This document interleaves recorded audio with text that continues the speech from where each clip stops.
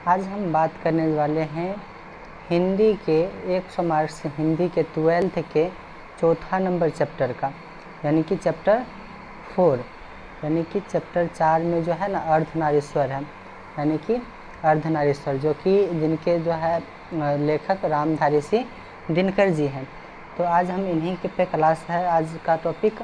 तो हम टोटल इसमें रामधारी सिंह दिनकर के द्वारा जितने भी मतलब इन चैप्टर में ऑब्जेक्टिव्स है वो सभी वीवी ऑब्जेक्टिव जो कि बिहार बोर्ड के द्वारा पूछा जा सकता है, उस टाइप के ऑब्जेक्टिव को आज हम करवाने जा रहे हैं। तो फिर पहला क्वेश्चन देख लीजिए। बिना क्या है कि पहला क्वेश्चन, अर्धनारीश्वर पाठ के लेखक कौन है? तो अर्धनारीश्वर पाठ के लेखक कौन है? तो रामधारी सिंह दिनकर है। तो इसका आंसर क्या हो जाएगा? Option number B, Ramdhari Singh Dinkar. अब अगले प्रश्न पे हम देखेंगे कि रामधारी सिंह दिनकर की रचना कौन सी है। तो रामधारी सिंह दिनकर की रचना क्या हो जाएगा? अर्धनारीश्वर। इसका सो आंसर क्या हो जाएगा? Option number D. अब है अगला जवाब कि दिनकर जी का जन्म बिहार के किस जिले में हुआ था? देखिए, रामधारी सिंह दिनकर को राष्ट्रकवि के नाम से जाना जाता है। इनका जो जन्म हुआ था वो बेगूसराय के सिमरिया में हुआ था। कहाँ हुआ था? बेगूसराय के सिमरिया में इनका जन्म हुआ था। तो इसका आंसर क्या हो जाएगा? ऑप्शन नंबर बी, यानी कि बेगूसराय में हुआ था।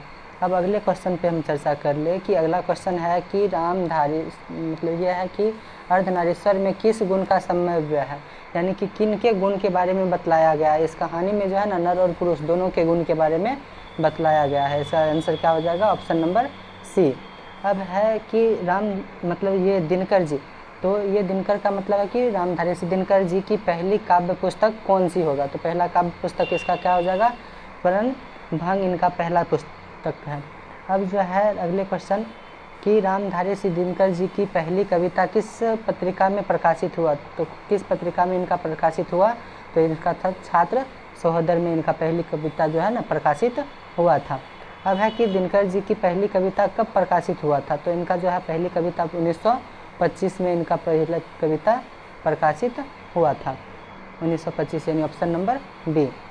अब है अगले क्वेश्चन में कि रामधारी सिंह दिनकर के अनुसार यदि पति विचार है तो पत्नी क्या है, यानी कि पति अगर विचार हो तो फिर पत्नी क्या है? तो पत्नी क्या हो जाएगा? पत्नी उनकी भावना होनी चाहिए, ऑप्शन नंबर सी। अब है अगला क्वेश्चन कि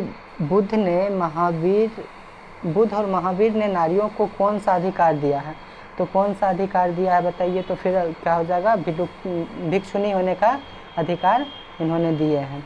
अब है अगला क्वेश्चन कि जब पुरुष जब नारी के गुण लेता है तो वह देवता बन जाता है, किंतु जब नारी अगर नर गुण सीखती है तो वह राक्षसी हो जाती है, यानी राक्षस हो जाता है। तो यह कथन किसका है? तो यह कथन जो है किनका है? ऑप्शन नंबर सी, यानी कि प्रेमचंद्र का ये कथन है। अगला क्वेश्चन है कि अर्धनारीश्वर किस विद्या से संबंध है? तो अर्धनारीश्वर जो है क्या चीज़ से संबंध है? तो ये एक एकांकी से संबंध है। अब अगले क्वेश्चन पे देख लेते हैं कि किसने अपने जीवन को अंतिम दिनों में नारीत्व की साधना की थी? किन्होंने, यानी कि अंतिम जीवन में नारीत्व की साधना करके बेचारे चले गए थे। तो इनका क्या आंसर हो जाएगा? Option number A, Gandhi ji.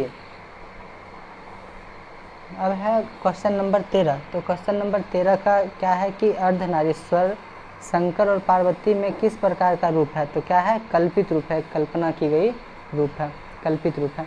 अब है अगला कि प्रेमचंद्र के अनुसार जब नारी पुरुष के गुण सीखती है तो वह क्या हो जाती है? बताइए, प्रेमचंद्र के अनुसार क्या हो जाता है? वो एक राक्षसी बन जाती है। अब है अगला क्वेश्चन कि निम्नलिखित में से कौन सी रचना दिनकर जी की नहीं है? बताइए, इसमें से उर्वशी है ही, रश्मिरथी है ही, कुरुक्षेत्र है ही, तो बच कौन जाता है? जूठन, जो कि जूठन इनका नहीं है। तो कौन सी रचना नहीं होगा? Option number C. अब अगले क्वेश्चन पे देख लेते हैं कि निम्नलिखित में से कौन सी रचना दिनकर जी की है? अब इसमें से बताइए कि कौन सा क्वेश्चन में ये चारों ऑप्शन में से कौन सा है ना ये रचना दिनकर जी के हैं? तो इसमें से कौन सा हो जाएगा बताइए? तो फिर क्या हो जाएगा? ऑप्शन नंबर बी, परशुराम की प्रतीक्षा जो है ये दिनकर जी की रचना है। अब है दिनकर को किस कृति पर भारतीय ज्ञानपीठ पुरस्कार मिला था? भारतीय ज्ञानपीठ पुरस्कार इनको ना उर्वशी पे इनको मिला था भारतीय ज्ञानपीठ की पुरस्कार। ये एक राष्ट्र कवि हैं, दिनकर जी एक राष्ट्र कवि भी हैं। तो युद्ध और शांति की समस्या पर लिखी गई काव्य कीर्ति क्या है? तो उन काव्य कीर्ति का नाम बताने के लिए क्या आता है? ये फिर क्या हो जाएगा, कुरुक्षेत्र जो है ना, युद्ध और शांति के लिए उनके समस्याओं पर लिखा गया एक काव्य कीर्ति है। अब है अगला क्वेश्चन कि अर्धनारीश्वर का कल्पित रूप है। तो भोला बाबा और पार्वती यानी शिव और पार्वती का क्या हो जाएगा, कल्पित रूप ये है। इसका आंसर क्या हो जाएगा, ऑप्शन नंबर ए, शिव और पार्वती का कल्पित रूप है। अब है गंधारी कौन थी? गंधारी कौन थी? तो ये एक दुर्योधन की माँ थी। अब है अगला क्वेश्चन कि प्रेमचंद्र कौन थे? प्रेमचंद्र कौन थे? तो ये एक कथाकार थे। प्रेमचंद्र कौन थे? तो एक कथाकार थे। अब है कि दिनकर जी का जन्म कब हुआ था? तो इनका जन्म कब हुआ था बताइए। तो फिर इनका जन्म जो है 23 सितंबर 1908 ईस्वी में बेगूसराय में जो हुआ था। इनका जन्म बेगूसराय के सिमरिया गाँव में इनका जन्म हुआ था। अब है कि दिनकर जी किस युग के कवि हैं? तो दिनकर जी कौन से युग के हैं? तो ये क्या हो जाएगा, इसका आंसर ऑप्शन नंबर सी, छायावादोत्तर युग के कवि थे। संस्कृति के 4 अध्याय के किसकी कीर्ति है? संस्कृति के 4 अध्याय किसकी कीर्ति है? तो ये किनका कीर्ति है बताइए। गुलाबदास का, या हजारी प्रसाद द्विवेदी, या आचार्य सीताराम चतुर्वेदी, रामधारी सिंह दिनकर। तो इसका आंसर क्या हो जाएगा, रामधारी सिंह दिनकर का ये कहानी है, यानी कि ये कीर्ति संस्कृति के 4 अध्याय जो है वो रामधारी सिंह दिनकर के द्वारा लिखा गया था। अब है अगला क्वेश्चन कि लास्ट क्वेश्चन है कि कौन सी कीर्ति रामधारी सिंह दिनकर के द्वारा लिखी गई है? तो इसमें से कौन सा कीर्ति जो है रामधारी सिंह दिनकर के द्वारा लिखा गया है? तो इसका आंसर क्या हो जाएगा, ऑप्शन नंबर ए, यानी कि शुद्ध कविता की खोज। यानी कि ये जो है किनके द्वारा लिखा गया है, रामधारी सिंह दिनकर के द्वारा लिखा गया है। तो आज हमने टोटल 1 से लेकर के 25 तक का टोटल ऑब्जेक्टिव क्लियर किए, तो जो कि इम्पोर्टेंट ही था।